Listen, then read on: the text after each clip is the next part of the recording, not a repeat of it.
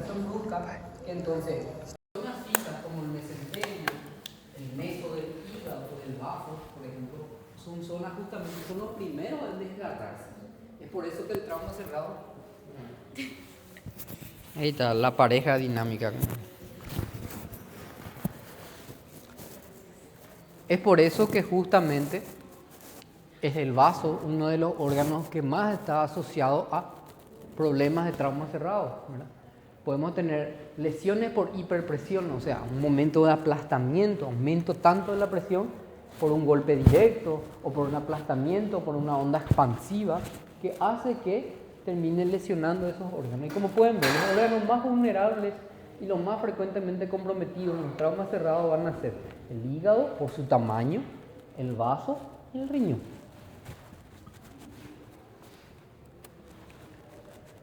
Pueden ver el efecto del IBRAC, traumas cerrados, contusos, heridas contusas, efecto de aceleración, desaceleración. Este tipo de eventos normalmente se prueban para los airbags de los vehículos de alta gama. Podemos tener caídas, ¿verdad? Caídas después de la clasificación del mundial, explosiones asociadas y traumatismos abiertos. Mecanismo de acción puede ser por el arma de fuego mismo, por el efecto del cono, que es el efecto del cono justamente. En general tienen que tener en cuenta que el proyectil en sí genera una lesión, pero también la onda expansiva que va generando el daño alrededor de esa lesión. No es solamente el trayecto, sino que todo lo que le rodea. El arma blanca, el empalamiento, perforaciones, como dije, tallidos, desgarros. ¿Y cuáles son los órganos que van a estar más asociados al trauma abierto? El intestino delgado por la longitud y la distancia que tiene. También órganos como el hígado, el estómago, el colon.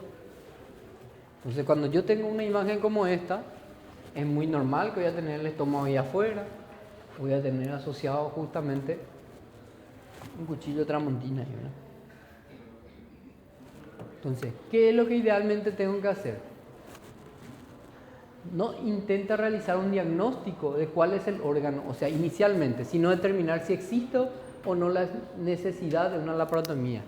Acá a mí no me importa tanto adivinar qué órgano será lo que va a estar asociado. ¿Qué será que fue el apéndice lo que le reventó? ¿Será que fue?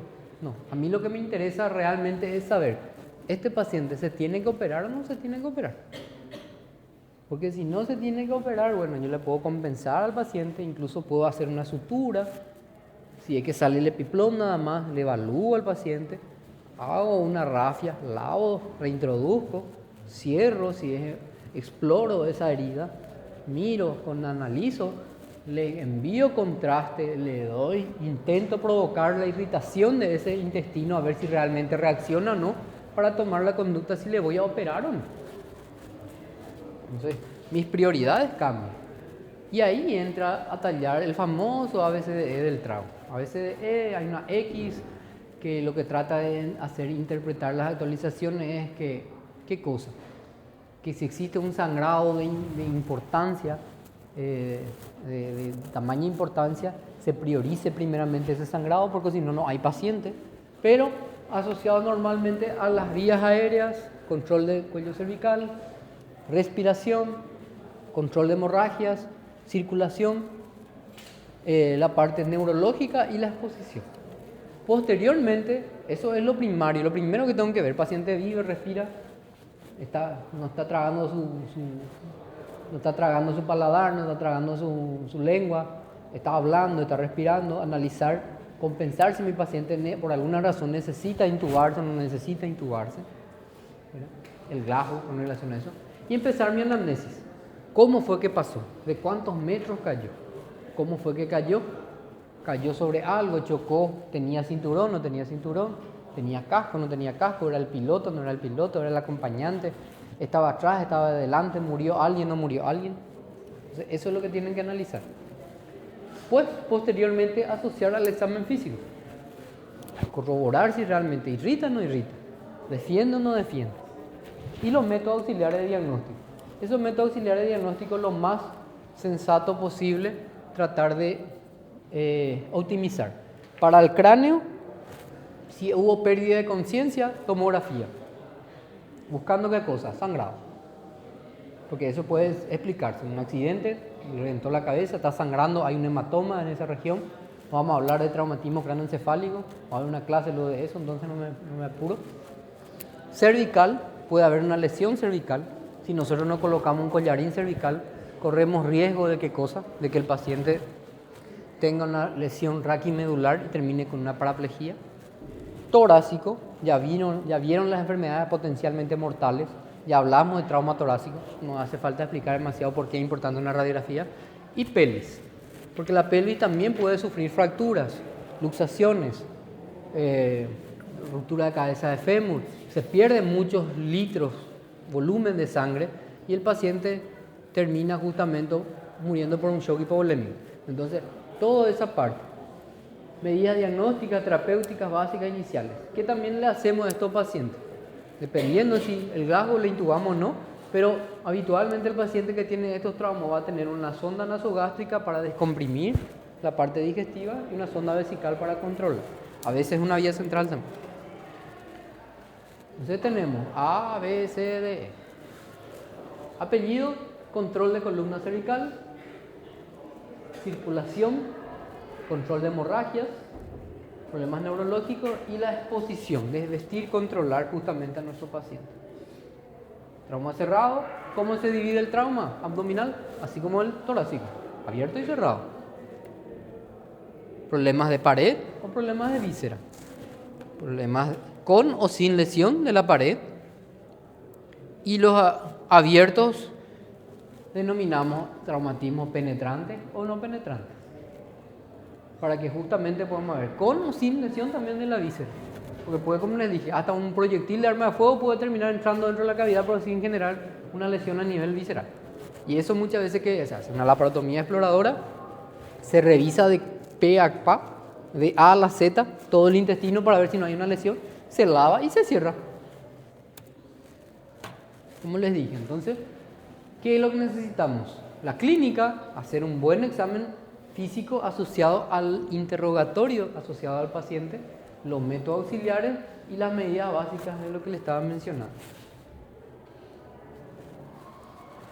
En los pacientes que estén hemodinámicamente inestables, la meta va a ser determinar si existe una lesión abdominal y si esta es o no la causa de la hipotensión. Porque mi paciente puede estar hipotensando por una herida, por una fractura de tibia y peroné, por ejemplo. Y mi paciente está chocando. Y golpeó también el abdomen. Se ve ahí una mancha o una escoriación ahí de que golpeó. Pero yo no es porque mi paciente está hipotensando que tengo que abrirle de acá, desde la una incisión sifopúbica prácticamente porque el paciente está hipotensando. ¿Por qué está hipotensando mi paciente? ¿Es de causa abdominal la hipotensión o no? Porque bien puede ser una lesión vascular importante y termina haciendo. O si realmente irrita o no irrita. Entonces, estabilizar, controlar esa parte. Y para llegar a eso, entra toda esta parte de lo que dije. La historia clínica completa del paciente. Completo, evaluar todas las aristas posibles de qué pudo haber pasado, cómo pudo haber pasado. Y un examen físico exhaustivo. ¿Qué quiere decir? De revisarle minuciosamente. Porque ustedes no saben, cuando alguien sufre un asalto o alguna cosa, alguien le puede terminar una gresca, una pelea, alguien puede clavarte y uno no darse ni cuenta que le clavaron. O sea, de la emoción, de la adrenalina y del momento de tratar de defenderte, hace rato ya estaba sangrando o tiene una herida, o tiene una herida en forma de puñal, o algunos tienen estoques, que son cosas alargadas, que terminan gestionando. Entonces, si uno no revisa correctamente, se le puede pasar. Con relación al trauma abierto, hay que valorar cuánto tiempo transcurrió de la lesión. No es lo mismo que nuestro paciente haya sido apuñalado hace rato a las 6 de la mañana y ahora estamos ¿qué hora? A las 2 de la tarde. ¿Pasaron cuánto tiempo pasaron? ¿Cuánta sangre se fue derramando? ¿Cuánto coágulo se habrá formado? O sea, que esto pasó hace 5 o 10 minutos. Entonces nosotros ya sabemos que en 5 o 10 minutos no va, a no ser que sea una lesión importante, y si por alguna razón visualizamos que hay un líquido abundante es porque lo que sangró está sangrando en serio y está sangrando en gran cantidad. El tipo de arma, como le estaba diciendo, no es lo mismo que un machete, que un cuchillo, que un estoque, que un arma que te corten con un destornillador, con un pedazo de plato, no sé, con alguna cosa. Eso es interesante conocer. La distancia en la cual fue efectuado el uso no es lo mismo que te tiren de acá allá un cuchillo así, o sea, y que te acerquen acá a quemarropa, vamos a decir, a distancias cortas. O lo mismo para el tema del impacto de arma blanca, ¿verdad? Número de heridas o de impactos y la cantidad de la hemorragia externa que podemos visualizar. Porque a veces nos suele decir, no, le trajeron una toalla y la toalla, tiramos 2 toallas por el camino. Entonces estamos calculando cuánto se empapó de sangre y podemos suponer, tampoco vamos a hacer exactitud, pero vamos a suponer que el paciente perdió abundante cantidad de líquido. Entonces, todo lo que puedan imaginarse puede actuar como un arma contundente, ni hablemos de la parte de la cárcel, cualquier varilla funciona como arma blanca. Entonces, con relación a un trauma cerrado, ¿qué tipo de vehículo? No es lo mismo viajar en autobús, viajar en una motocicleta, viajar en una camioneta, viajar en un auto, ser un peatón, caminar y que te agarre y te atropellen. No tenés nada con qué defender, ¿verdad? Tu rodilla no es de hierro, ¿verdad? Entonces, todo eso. La velocidad del vehículo. No es lo mismo chocar a 20 km por hora que chocar a 180 km por hora. Hay misterio en esa parte. El tipo de colisión, si fue de frente, si fue de costado, la parte de atrás, si volcaron. ¿En qué parte del vehículo estaba el paciente en cuestión? Nuestro paciente, ¿verdad? Utilizado o no utilizado el cinturón, ustedes tienen que entender que el cinturón de seguridad salva vidas, pero también genera daños. Entonces no es ajeno, o sea, las lesiones o perforaciones de víscera hueca están asociados también al tema del cinturón de seguridad. ¿Se activó o no se activó el airbag para tener los vehículos de más alta gama? Estado de los otros pasajeros, como les dije, si sabemos que de 7 personas que iban en el vehículo es el único sobreviviente, entonces ya sabemos que fue de alto impacto. Altura de la caída, si estamos hablando de la caída, no es lo mismo caerse de propia altura que de 7 metros, de 7 pisos o lo que estemos hablando. Distancia, si estamos relacionando, o sea, la explosión. Esa parte es rápida, ¿verdad? El examen tiene que ser sistemático, meticuloso, inspeccionar. ¿Qué es lo que vamos a buscar visualmente? Abrasiones, contusiones, laceraciones, heridas, impactos de cuerpos extraños, fracturas, evisceración del epiplón, intestino delgado, estados de gravidez, está embarazada, no está embarazada. Entonces, palpación, vamos a ver si hay defensa muscular, si hay signos de irritación peritoneal, si hay un útero grávido o no. Vamos a palpar, sentir. Percusión, si hay signos de peritonitis, matidez, que va a estar asociada al hemoperitoneo. Timpanismo en la región hepática, un neumoperitoneo puede estar asociado también por perforación de víscera hueca. Presencia, ausencia de la persistencia del peristaltismo, esos ruidos hidroaéreos asociados. Evaluación de heridas penetrantes, ¿verdad? El trayecto que va, la profundidad que tenemos que evaluar. Muchas veces introducimos el dedo para analizar si atraviesa, es solamente superficial o si realmente involucra o no involucra el epiplón o no. Evaluación de la estabilidad pélvica, de los movimientos, consigue hacer movilidades, está estable o inestable, hay dolor, hay fractura. El examen de la región perineal y del aparato reproductor, sangre en el meato uretral, porque si vemos que el paciente está con orina, sangre prácticamente, en un trauma, ¿qué es lo más probable que estamos asociados? Podemos tener lesiones de trauma cerrado de riñón y la hematuria está viniendo de arriba, como también podemos tener lesiones o secciones a nivel de la uretra, podemos tener sangrados a nivel vesical. Entonces, todo eso aporta para que yo pueda saber equimosis a nivel perineo, la tonicidad del esfínter anal, porque un paciente que pierde la tonicidad del esfínter anal es sinónimo de una lesión raquimedular. Disrupción uretral, perforación intestinal, ¿verdad? podemos tener laceraciones justamente vaginales por perforaciones o por fragmentos óseos. Imagínense el pubis fracturándose, esas esquirlas, vamos a decir por llamarlo así, esos pedazos de hueso pueden terminar desgarrando lesiones. Entonces, eso llama la atención. La región glútea. A eso se denomina hacer un examen exhaustivo. El dolor y los signos de hipovolemia van a constituir la forma más frecuente del paciente. Va a quejarse de dolor. Lo primero que va es llorar prácticamente de dolor. Nuestra finalidad es justamente corroborar todo, generarle, calmarle y justamente evitar esto. Porque el paciente normalmente termina muriendo ¿de qué? De shock hipovolémico, en la mayoría de los casos en los cuadros de trauma. No intenta realizar el diagnóstico del órgano lesionado si la necesidad de una laparotomía exploradora inmediata. Eso es lo que yo justamente le estaba diciendo. Y ahí encontramos dos terminologías: hemodinamia estable e hemodinamia inestable. El paciente hemodinámicamente inestable que no resuelve, que no se supera con las maniobras realizadas como la hidratación, el sondaje, correctamente, ¿qué es lo que indica? Probablemente una necesidad y asociado a irritabilidad o asociado a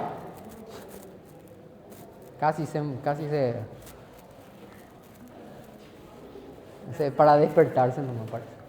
Bueno, eso que indica que probablemente tengan que operarse. Porque si el paciente tiene signos de irritación peritoneal asociado a inestabilidad hemodinámica, que es lo que vamos a comprobar con un método auxiliar de diagnóstico como la ecografía focalizada, diagnosticada para trauma, que es el ECOFAS, la presencia o no de líquido libre en la cavidad, acompañado de irritación peritoneal, a hipotensión, va a ir asociada a esto. Entonces, la presencia de dos o más signos, como alteración del sensorio, agitación, confusión, somnolencia, presión arterial sistólica menos de 90, cardíaca, taquicardia más de 100, palidez, sudoración fría, llenado capilar prolongado, va a estar asociado a eso.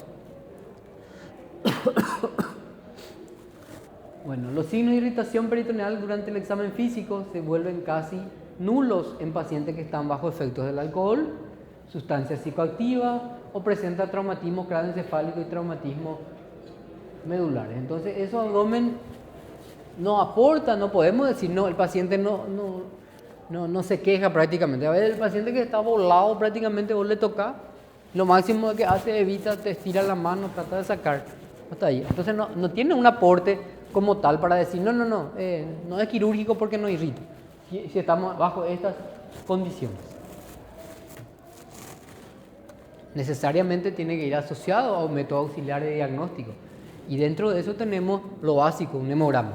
Un paciente que tenía probablemente 10, 12, 15, 13 de hemoglobina, de repente tiene toda la clínica de una hipotensión y hacemos un hemograma y encontramos que tiene 6, 4, 7, está sangrando. Si tenemos un antecedente de trauma, no hay, hace falta diagnosticar demasiado. Y ahí justamente métodos laboratoriales e imagenológicos, radiografías para poder visualizar perforaciones de vísceras huecas, ecografías abdominales y pélvicas, la ECOFAS, que es justamente una ecografía focalizada para trauma, ¿verdad? Tomografías abdominales contrastadas, que sería justamente para pacientes estables. O sea, la intención de esto es, paciente que tenga un ECOFAS positivo y no mejora, y mejora, hay sangrado, hay líquido libre, pero queremos saber exactamente, está compensado el paciente, se estabilizó el paciente, le pedimos para saber si está siguiendo sangrando o no, y para eso tiene que ser con contraste. Y también las vías urinarias, ¿verdad? Para antes de instalar o antes de ser más agresivo y de llegar a una talla vesical como tal, le pedimos un estudio de uretrocistografía para poder saber si está íntegro o no está íntegro. Eso en esas sospechas de pacientes que tengan sangrado o hematuria.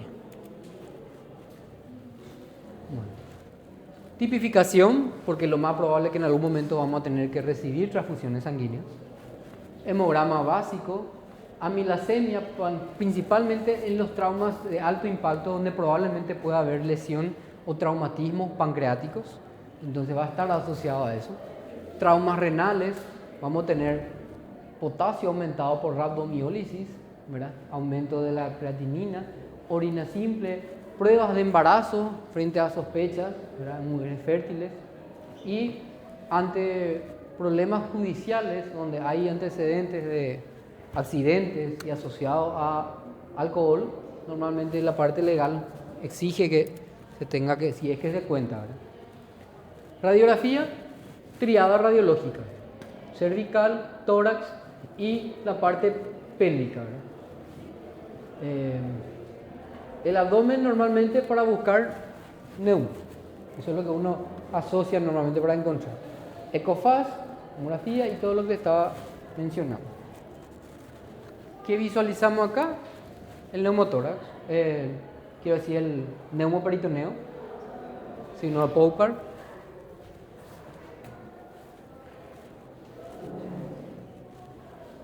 En trauma cerrado, también, ecofaz, tomografía.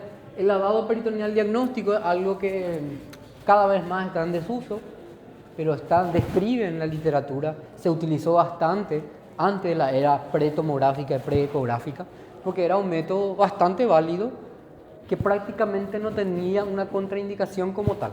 O sea, ante la sospecha de que podría haber algo y actuar lo antes posible, se utilizaba. Entonces, en ausencia de lesión hepática o esplénica, con presencia de líquido libre dentro de la cavidad, se sugiere una lesión del tracto gastrointestinal o de su mesenterio. ¿Y qué es la ecofaz? Como dice ahí, ¿no? Soy muy malo en el inglés, pero focalizado, ultrasonografía asociado a trauma. Bueno, entonces, ¿qué es lo que busca? No es una ecografía donde te tenga que contar cómo está la vesícula, cómo está su páncreas, no. Busca líquido libre en cavidad.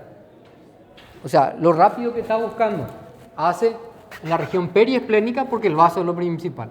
En el Morrison por el hígado. En la parte epigástrica una ventana a lo que sería la parte cardíaca para ver si no hay un taponamiento o un derrame pericárdico. Y obviamente en la región suprapúbica para buscar en el Douglas sangrado. Entonces, mira, busca líquido libre, no hay nada, listo. Ecofaz negativo. Procedimiento asociado al diagnóstico de un hemoperitoneo o una lesión de una víscera hueca con contaminación entérica. ¿Qué es lo que busca? Sangre, eritrocitos o la presencia de bacterias, que va a estar asociado a qué cosa? A una perforación de una víscera hueca. Entonces tiene una sensibilidad alta, ¿verdad? Puede dar falsos positivos cuando existe una contaminación con la sangre de la incisión o de la punción, porque se tiene que hacer una incisión y una punción. O sea, idealmente no va a tener falso positivo si es que se realiza correctamente la técnica. Y sus indicaciones, como pueden ver ahí, varias, múltiples. Como le dije, pocamente ya utilizado actualmente por ser no tan mínimo invasivo. O sea, es mucho más práctico hacer una tomografía donde no te van a cortar, donde no te van a clavar, que hacerte un lavado peritoneal.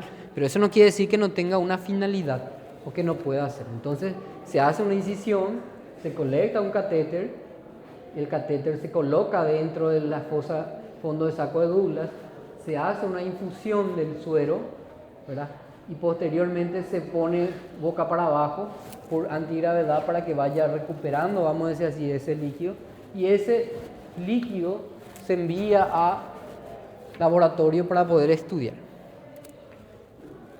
Contraindicaciones relativas: pacientes que tengan obesidad muy mórbida, pacientes que sufran con patologías que estén asociadas a la coagulación, embarazos por tener probables lesiones asociadas a la parte o estimular las contracciones uterinas, ¿verdad?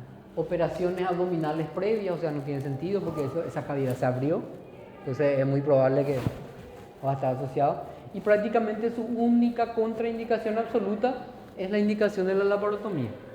O sea, si ya sé que le voy a operar, ¿para qué le voy a hacer un lavado peritoneal diagnóstico? Es lógica pura nada. Es positiva cuando hay evidencia de sangre en la punción, La aspiración es más de 10 cc por catéter, hay más de 100.000 eritrocitos, hay más de 500 leucocitos, hay más de 175 amilasa, hay más de 100 de fosfatasa alcalina, hay líquido de lavado por sonda, presencia de bacterias, alimentos, bilis, etc. ¿Por qué damos todo esto? Porque es importante que conozcan y que sepan. Y de paso, porque salen los exámenes. Entonces da gusto para que tengan algo de qué divertirse y memorizar. Entonces, 3 medidas básicas que vamos a tener: sonda nasogástrica, sonda vesical. ¿Verdad? ¿Cuál es el objetivo? Descomprimir el estómago, ¿verdad? Evitar justamente una broncoaspiración del paciente, corroborar justamente, como dice, evitar la aspiración de un vómito, ¿verdad? Descomprimir para que pueda mejorar esa parte, y de paso nos va a brindar características del jugo gástrico. Así que es lo que está: resto alimentario, sangre. Entonces eso nos pueda, ¿verdad? Sobre todo en pacientes inconscientes, ¿verdad? Investigar el contenido, presencia de alcohol, sustancias ingeridas, sangre. ¿Cuándo sería una contraindicación de una nasogástrica? Cuando hay una sospecha de una lesión de base de cráneo, porque puede terminar pasando por una fractura de la lámina cribosa y en vez de irse por abajo, se va hacia arriba. En esos casos no se hace la nasogástrica, no es que no se hace una orogástrica. El sondaje urinario: evacuar la vejiga, las características de la orina, si es hematúrica, no es hematúrica. Quiere decir que probablemente hay una indicación de una probable lesión a nivel del árbol urinario. Tenemos que atender bien también esta técnica, respetar la técnica para que justamente no tengamos que hacer nosotros la lesión y que no sea una lesión uretral causada por nuestra sonda, nuestro sondaje, lo que estemos causando. Y poder estimar, ¿verdad?, la reposición que se está haciendo. Eso sería el balance hidrosalino, ingreso, egresos. La medición de la diuresis es el método más fidedigno del estado hemodinámico, porque si el paciente está llegando a hacer un paro, uno de los primeros órganos que empieza a fallar es el riñón. Si nosotros estamos pasando líquido y el paciente ya no está orinando, sinónimo de que probablemente o no le estamos pasando el ritmo infusional necesario, porque tienen que tener en cuenta, si no existe la presión sistólica media suficiente, mayor, la PAM mayor a 75, sinónimo de que no va a haber sangre para los riñones, entonces no va a haber filtración glomerular. Quiere decir que necesitamos aumentar nuestra presión para llegar a eso. Y la diuresis mínima es de 0,5 ml kilopeso hora. Lo ideal tendríamos que tener entre 1 a 3. Ese es un promedio así de 500 cc. Un paciente de 70 kilos tiene que orinar mínimamente 500 cc en 24 horas. Entonces, si el paciente no está orinando, ya pasó horas, días prácticamente, y no está orinando nada, nosotros tenemos que ver la opción y saber la situación. ¿Cuándo contraindicamos? Sospecha de lesión uretral. Cerca del 10% de las fracturas traumáticas están acompañadas de una lesión de la uretra posterior. Sospechar si hay sangre en el meato urinario, hematomas escrotales, perineales, deseo o imposibilidad de orinar, una próstata más alta que se puede determinar por inmóvil o reemplazada por un hematoma al tacto rectal, ¿verdad? Palpación de fragmentos óseos a nivel de la pared rectal. Entonces, en esos pacientes que sufrieron un accidente pélvico prácticamente, es interesante manejar esa parte. Y el manejo definitivo: estadificar tratamiento médico, generales, específicos, como la cirugía, la laparotomía, un tratamiento no operatorio, y conocer lo que sería el síndrome compartimental abdominal. Estaban medio dormidos ya en la pared. Una vez que se supera la etapa inicial, la causa principal de mortalidad normalmente es la sepsis. Entonces, existen escalas, criterios como el PATI, ¿verdad?, que es asociado al trauma penetrante, predice la posibilidad de complicaciones sépticas en pacientes sometidos a laparotomías por traumatismos. El ATI, en el 90, para todas las heridas abdominales, ya sea por traumatismo abiertos o cerrados. Y le da una puntuación a cada órgano. Entonces, cuando ustedes vean trauma renal, tiene una puntuación. Trauma esplénico, tiene una puntuación. ¿Entienden? Entonces, cuando ve traumatismo esplénico grado 2, traumatismo esplénico grado 5. Entonces, con decir esas son las palabras, yo ya sé qué es lo que se tiene que hacer ese paciente. ¿Se operó el paciente? No, no se operó. ¿Y por qué no se operó? Si tiene un grado 5. ¿Entiendes? Y bueno, ¿qué quiere decir un grado 5? Y bueno, ahí. Entonces, la suma de todos esos órganos va a dar resultado total de ATI para ese paciente. Si supera 25 puntos, el riesgo de infección es mayor al 50%. O sea, ¿qué quiere decir? Si yo tengo más de un órgano afecto, es mayor la probabilidad que yo tenga un proceso infeccioso a pesar del tratamiento que le van a aplicar. Y esa escala justamente son la escala de lesiones de órganos y está asociado como siempre todo a la Sociedad Americana de Trauma. ¿Cuál es el tratamiento médico que tenemos que hacer? En un paciente que viene con un trauma abdominal, lo primero que tengo que hacer es hidratarle suficientemente vías periféricas de grueso calibre, fisiológico, Ringer, analgésicos, profilaxis, antibiótico terapia, dependiendo de qué sospecha probablemente voy a tener, antieméticos, transfusiones y amerita. Restricción alimentaria. El paciente que probablemente se tenga que operar, lo primero que preguntan los familiares, ¿puede comer algo? No, no puede comer nada. En algún momento puede terminar interviniéndose el paciente y lo que menos voy a querer es que me esté vomitando y que me esté broncoaspirando. Control de signos vitales y justamente evaluar su balance. Pacientes que son más complejos y yo no le voy a operar, yo tengo que justamente controlar. Esos pacientes que cuanto más conservador yo soy, más exhaustivo tiene que ser mi control, porque no le voy a operar, pero si no le voy a operar y hay un hematoma ahí en el vaso, no le voy a sacar el vaso porque aparentemente no está sangrando, pero no es para que el paciente se ponga a jugar piquibole o se ponga a saltar en una pata. Tiene que estar quieto, con reposo absoluto, por lo menos unos 5 días, y manejo de esa parte. Cirugía de control de daños, laparotomía, evaluar órganos intraperitoneales, retroperitoneales. ¿Qué es la cirugía de control de daño? Es una intervención quirúrgica en la cual se efectúan maniobras rápidas y simples para controlar la hemorragia y las lesiones viscerales que originan peritonitis, seguidamente por el cierre inmediato de la laparotomía. Si mi paciente tiene un desgarro o tiene una lesión grado 3 hepático, ¿qué es lo que le está el paciente? No mejora, irrita. Yo entro, lavo, encuentro, sigue sangrando el hígado. ¿Qué es lo que normalmente hago? Trato de contener el sangrado. Si hay necesidad de dejar un packing, que es un packing, un montón de compresa ahí, acolchonar en esa parte para evitar que pare el sangrado y dejar ahí dentro, se deja. Esas son las situaciones en las cuales uno deja una compresa y si eso yo no le explico correctamente a los familiares, al paciente, el paciente que es lo primero que va a decir, le dejaron una compresa. Sí, te dejamos una compresa porque estaba sangrando tu hígado. Si no dejábamos eso, te morías. ¿Cuál es la prioridad? Como dice acá, controlar la hemorragia, las lesiones que corresponden asociadas a la peritonitis y cerrar. No, mira, encontré un divertículo en que lo voy a poner a sacar. No. Mira, porque su vesícula tiene litiasis también, vamos a sacarle su... No. Control de daño. Rápido, antes que muera el paciente. No es momento de ponerme vamos a aprovechar y vamos a sacarle su tumor de reto. No. La deuda de oxígeno que adquieren los pacientes durante la cirugía se relaciona con la aparición de falla multiorgánica en el postoperatorio. Entonces, ¿qué quiere decir? Cuanto más tiempo yo pierda en mi operación, más oxígeno le va a faltar a esos tejidos y más opciones de que falle ese órgano posteriormente.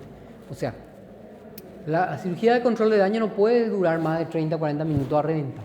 Entrar, solucionar, salir, cerrar. Si hay que hacer una ostomía, bueno, se hace una ostomía, se cierra y se sale. ¿Entienden? Eso se trata. Contribuyen a generar deuda de oxígeno, dependiente del shock hemorrágico, traumático, el tiempo, el acto quirúrgico, la acción de agentes anestésicos. O sea, si yo le hice una anestesia y tipo el anestesiólogo me está haciendo dormir cada vez más al paciente porque yo no estoy terminando mi cirugía, porque yo estoy jodiendo ahí.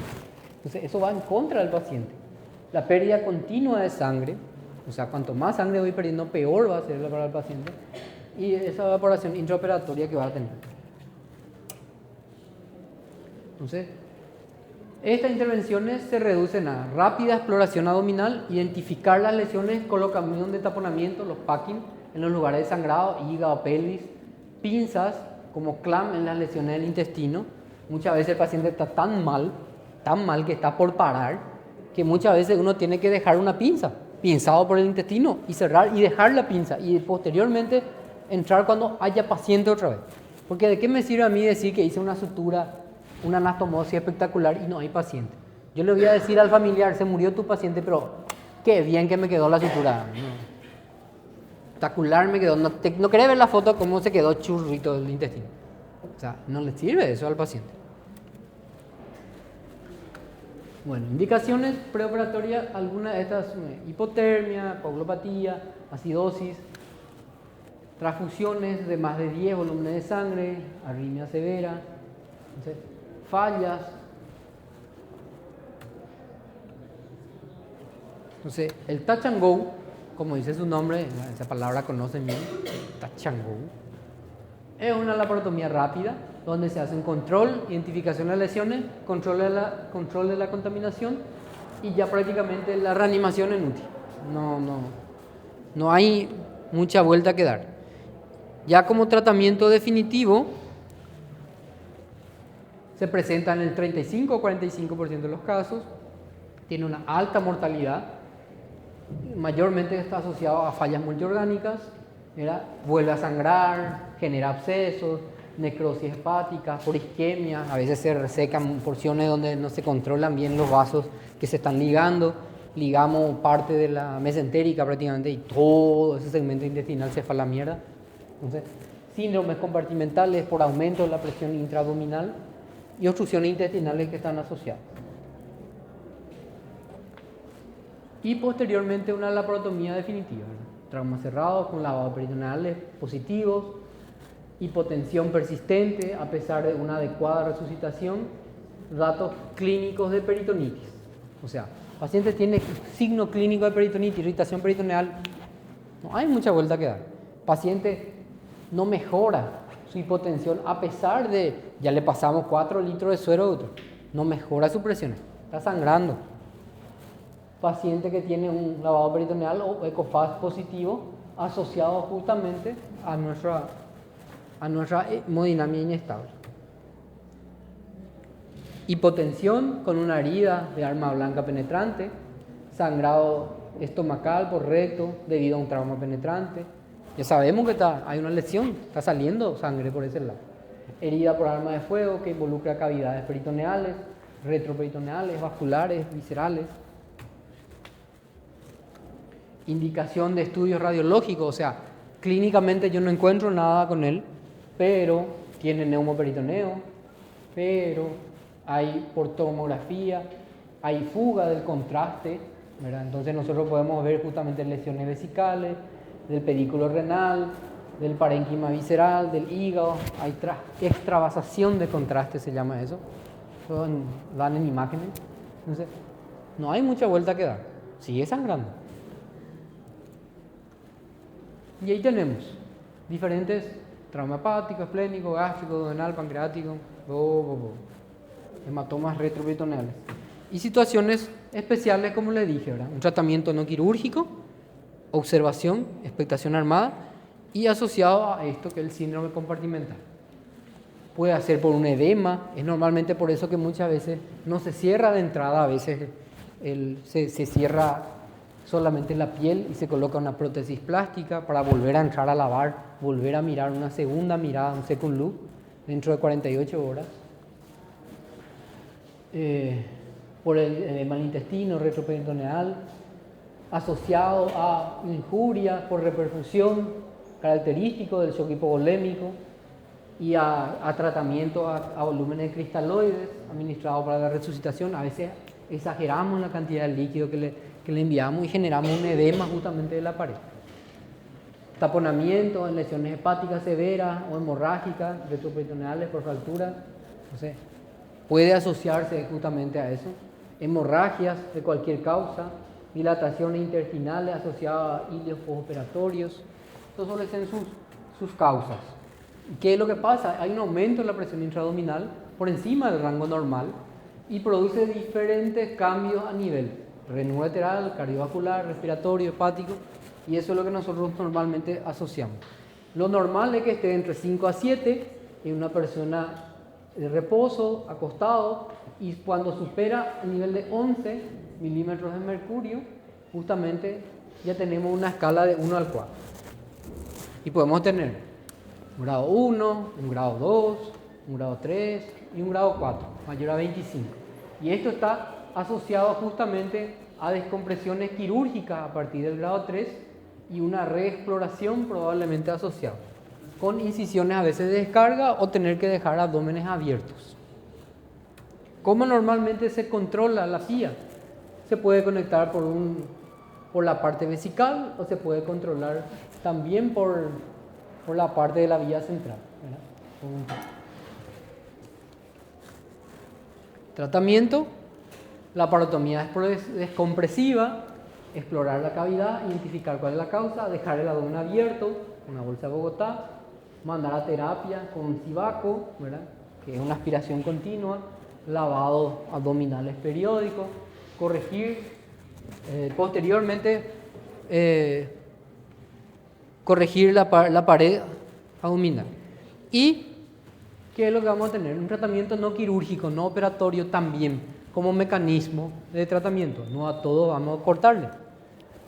Podemos llevar a cabo en centros de alta complejidad, ¿qué quiere decir? Con experiencia de trauma, protocolo de observación. Si nosotros mandamos al hospital de trauma, tenemos cómo controlarle, tenemos cómo verle, tenemos tomografía para observarle y evaluarle, vamos a optar muchas veces por controlar nada más y no ser tan invasivos, como las lesiones de vaso o hígado únicas con escaso sangrado en la cavidad, preferentemente en los niños, ¿no?, en jóvenes lúcidos. UTI, controlar la hemodinamia estable con pacientes con diagnóstico de lesión por tomografía, ¿verdad?, que están en los niños. Vamos a tratar de optar de no ser tan invasivo y tan agresivo, siempre que se pueda, siempre que se le pueda controlar. Y como dice, exista disponibilidad inmediata, porque en algún momento tenemos que decidir, no me gusta esta evolución, no hay mejoría, vamos a entrar a operar.